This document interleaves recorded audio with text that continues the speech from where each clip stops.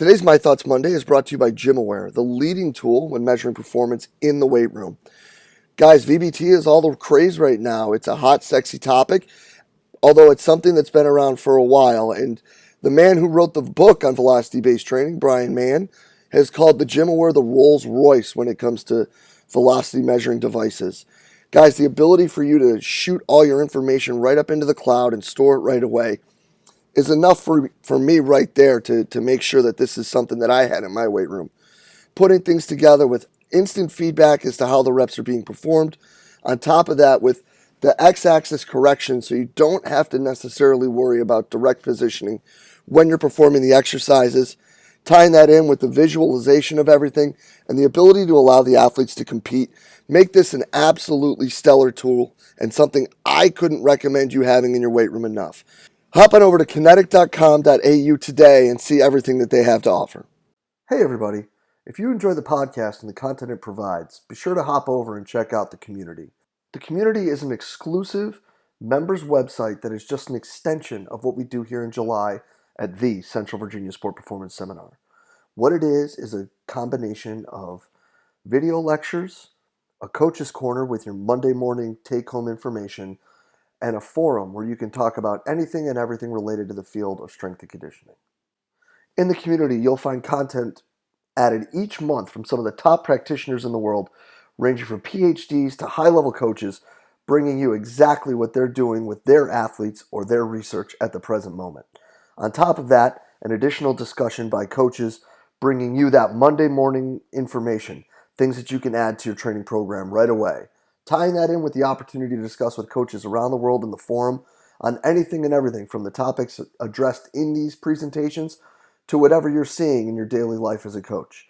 If this sounds like the right thing for you and your staff, go ahead and hop over to cvasps.com/community and try it out for 48 hours for just $1. If you like it, you're signed up, ready to roll, and you're jumping into all the great content added each month. If not, feel free to go ahead and cancel at any time. No questions asked. We're really excited about what we're building in the community and hope you are too.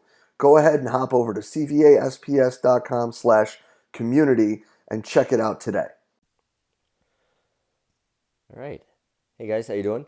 Devan McConnell, University of Massachusetts Lowell, ice hockey, head of hockey performance, ice hockey, and field hockey. I work with both teams.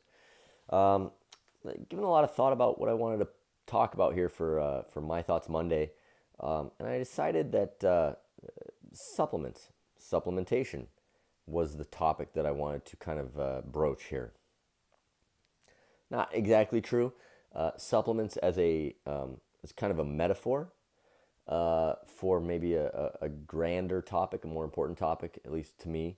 When it comes to nutrition and supplementation, I'm a whole food advocate. I'm a real food advocate. I'm a Michael Pollan kind of devotee. When he talks about eat real food, not too much, mostly plants. Strength coach probably add some protein to that, but that's the general approach, the general recipe that I take and that I talk with and work with my athletes around. But I think supplements make a great metaphor for what I want to talk about because they're exactly what they say.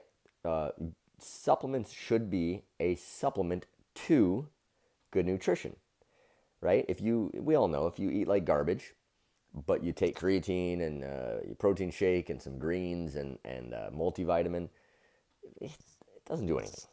It's useless. But if you eat really well, you eat clean, you eat, mostly plants, some protein, etc. You eat well, you do the 90% pretty good, and then you supplement that, well, there can be a lot of benefit to good supplementation. I think that most of what we talk about, most of what we do in training is supplements, is supplementation. Let me expand on that a little bit. Without kind of divulging too many details, I'll tell you that here at UMASS Lowell, we had, at least statistically speaking, the least successful season we've ever had in my tenure. I've been here with the coaching staff together now for 7 years. And we had the least successful season that we've had. lost in the first round of the playoffs, didn't make the tournament, you know, whatever. Things just didn't click this year the way that they had in the past, you know, and maybe it's just an off year. Who knows? But when I've talked to a lot of our players and our staff, and we've kind of, you know, done some roundtables and come back to things, what we've all sort of come back to is that, you know, we worked really hard. I can tell you off the ice, our training, we've never had a better year of physical development than we had this off season and this season as a whole.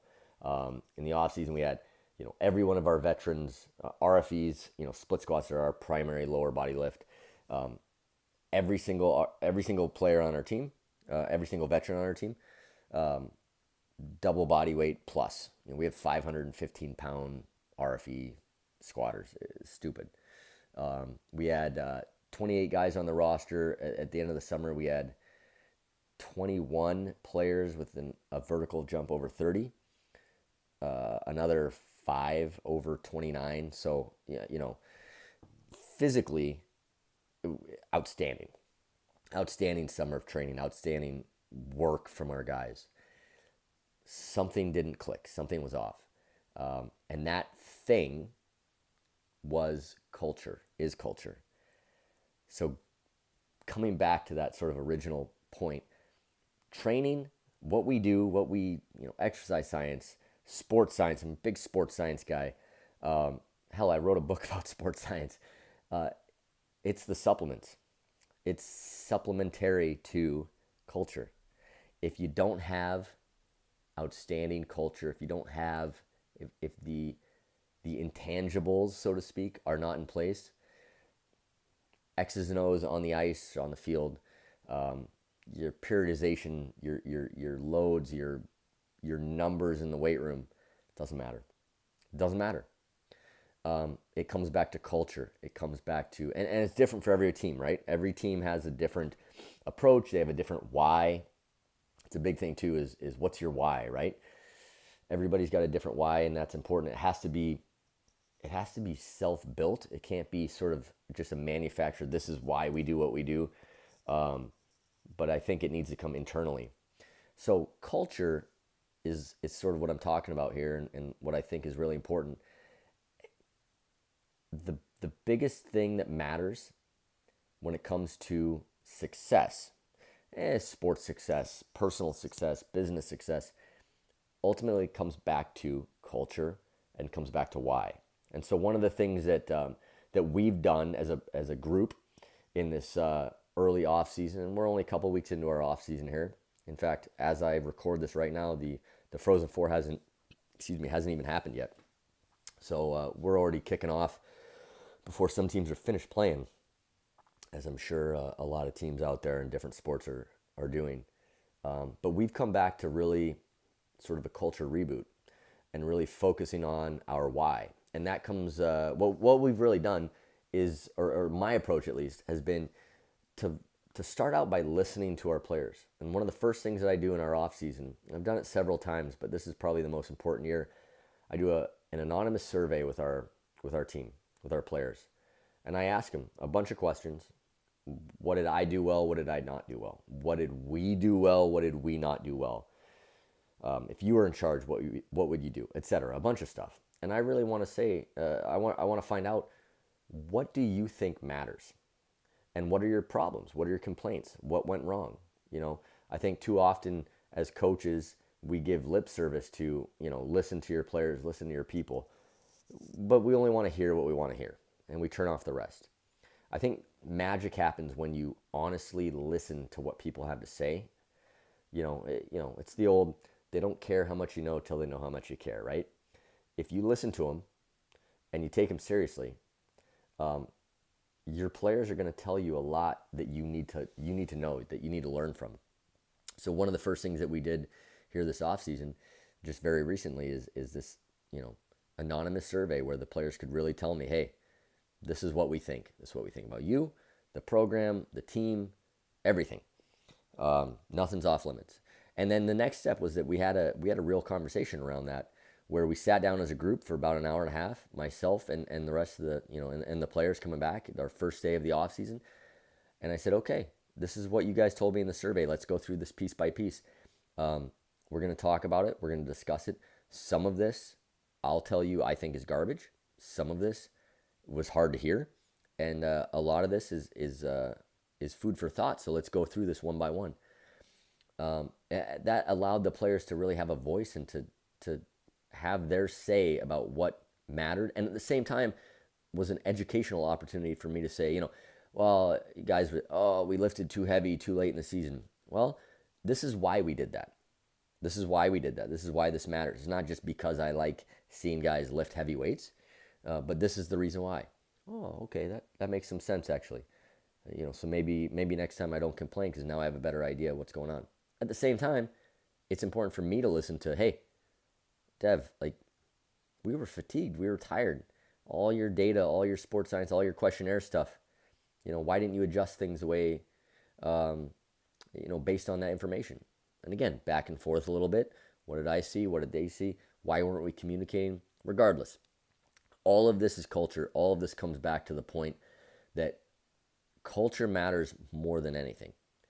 The next step to that, and some things that we're working on, and maybe I can come back next time around and give you feedback to how things worked, comes back to or comes down to player-led ownership. One of my favorite books in the world, I'll see if I can grab it, is favorite book in the world, Legacy. And I've highlighted just about every page. If you looked at it, if I opened it up, pretty much the entire book is yellow. But one of the beautiful things that they talk about in Legacy, and obviously what the All Blacks do, is it's a player-led culture where, especially as they progress throughout a week towards a game, towards a test match, the coaches become less and less vocal, less and less influential, and the players become more and more influential. So one of the things that I've tried to talk to our athletes about and tried to instill, and something that we're building upon, is this player-led accountability where they decide what's really important. And of course I have veto power and I'm here to shape that. But it's important for them to decide what the culture is, for them to decide what's important and what their why is. Now that we've established that, and we've established some ground rules and some things that are really important from a training perspective, giving them some autonomy behind why we're doing what we're doing and how we're going to approach that creates a hell of a lot more buy-in than me just saying, hey, this is why we're going to lift heavy, or this is why we're going to do sprint work, or whatever we're going to do. So giving our athletes some autonomy allows them to build the culture. And at the end of the day, we want the athletes, we need the athletes to drive the bus, because none of us play. None of us are on the ice or on the field or on the court. We need them to take ownership. And a couple other books, I don't want this to turn into a book podcast, but a couple other books that I've read recently that have been massively influential to my thought process. The Culture Code, new book, relatively new, absolutely fantastic read. It's Your Ship has actually been around for a long time. It's one of these books where a friend of mine, a former teammate of mine, has told me 3, 4, 5 times when I've asked people for book recommendations. It's Your Ship, it's Your Ship, it's Your Ship. It's on the Amazon list. I'll get to it. Not really my thing, whatever. Finally, I said, all right, this is the 5th time you've told me about this book. I'm going to read it. Boy, am I an idiot. If you haven't read It's Your Ship, order it today. Unbelievable book. And then Leaders Eat Last, another book that a lot of people have read, talked about, but again, hugely influential in my thought process here and what I think is really important. So to circle back, I started out kind of supplementation as a metaphor, but everything that we do in training and as important as periodization, exercise selection, sports science, all of these things, they're hugely influential, but they're the cherry on the top. If we don't have culture, if we haven't built culture, if we're not continuously emphasizing culture, and that's another big point. It's one thing to talk about it now, but what am I saying next Christmas? What am I saying next February when we're in the dog days? Are we talking about it, or is this just something we talked about, in the spring when everybody was all excited to get back to work? So At the end of the day, culture is what matters. Culture is what's on my mind, and what I am trying to really influence, what I'm really trying to bring to the forefront with our group, and what has they're really buying into right now. I think is, it's not the training, it's not the we're doing isometric work right now, and we're doing some tissue re-education stuff, and blah blah blah, whatever. Shit doesn't matter. What matters is buy-in, is accountability, is culture. So that's my thoughts Monday. A little long, but I wanted to touch on that. It's something that's really pulled at me here lately, and something I've really kind of tried to study, and I wanted to share my thoughts and kind of what I'm thinking. All right, guys, thanks.